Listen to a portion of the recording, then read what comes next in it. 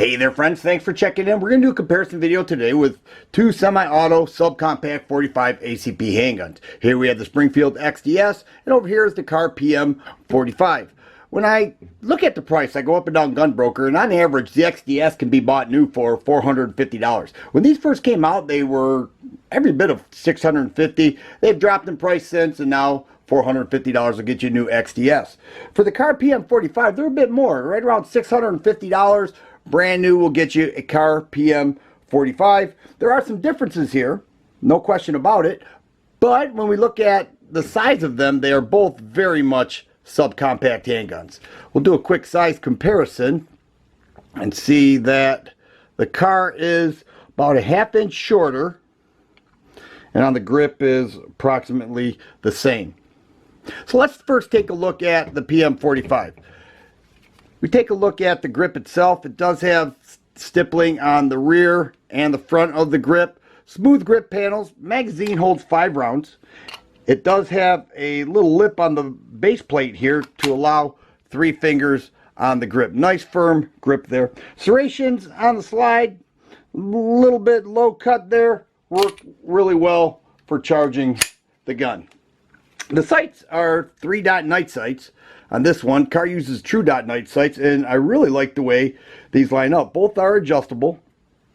And overall, the look and finish of the PM 45, I just think it's outstanding. I really do enjoy this gun a lot. Here we have the XDs. Now this has a 3.3-inch barrel. I don't know if I mentioned the Kahr has a 3.24-inch barrel, so a little bit shorter there.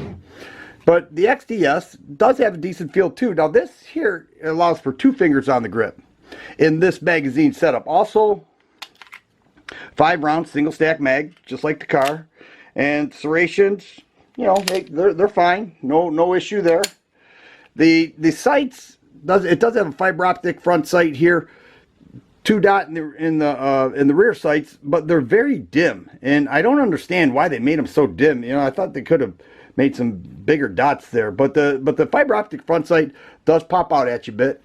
The XDs has a grip safety here. You need to grip the gun for it to work. It is ambidextrous as far as the mag release goes, not the slide release, but the mag release does have an ambidextrous both right and left function to it.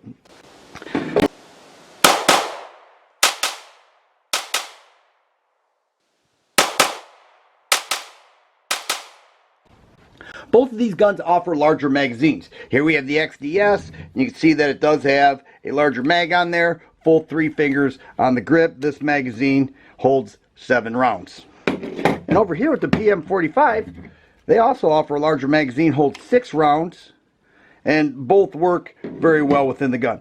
Now let's take a look at the trigger pull. We'll start with the PM 45. Double action, smooth pull right there. It breaks right at 6.5 pounds consistently. So let's take my trigger scale here.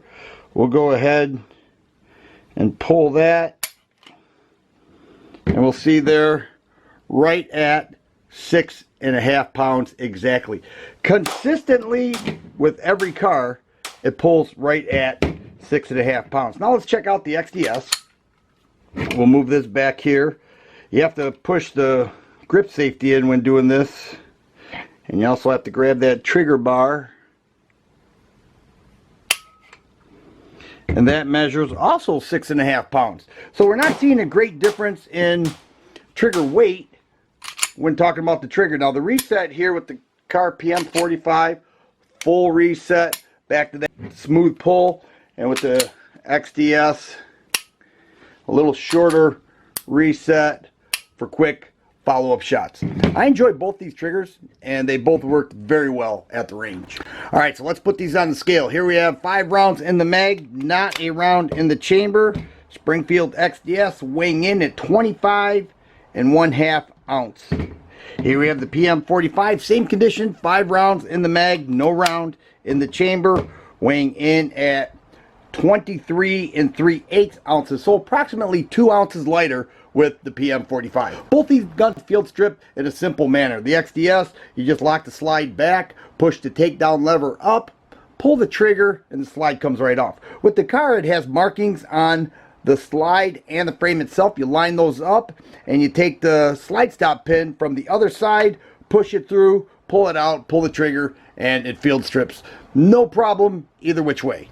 At the range, both of these guns performed very well. They fed everything that I had. I didn't have any issues feeding, shooting with either of them. I did have some brass flying back at the face with both of them. I have to say, though, it was a little more consistent with the XDs. I had quite a bit of that happening. That doesn't bother me too much. I know it bothers other people more than it does bother me. I have to say, though, I did like the way the PM45 was able to stay on target just a little bit better due to less muzzle rise when shooting. Now, these are short barrel semi-auto handguns. With the pressure of a 45 ACP, that's a lot of pressure on a subcompact 45. Both did very well, but in my opinion, I just enjoyed shooting the PM45 more than the XTS. Not a knock on the XTS, it performed well, but I just like shooting this a little bit more.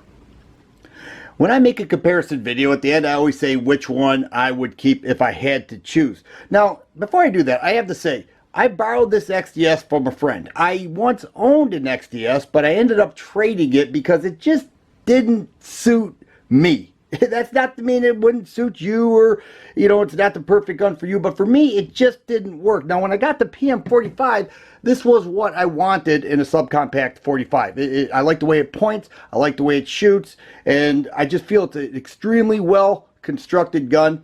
So, although it's a bit more expensive, if I had to choose one, I would take the Kahr PM45. If you like videos like this, please subscribe and share. I always appreciate the thumbs up button. Thanks for watching. And you guys be safe.